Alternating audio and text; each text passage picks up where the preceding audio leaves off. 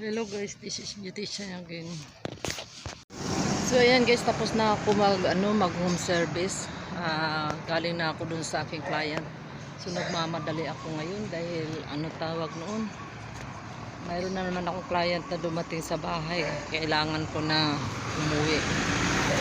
Ang masama nito ngayon dahil mayroon akong client din naghihintay doon sa siguro tatawagan ko na lang. Importante yun, unahin ko yun muna sa buhok para so maraming salamat guys. Andito ako ngayon, naghihintay lang ako ng tricycle para makauwi habang tayo ng tricycle.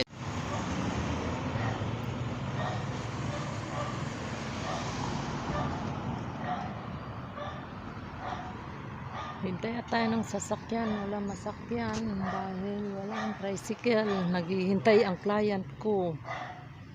Bayan, anong oras na? Kailangan kong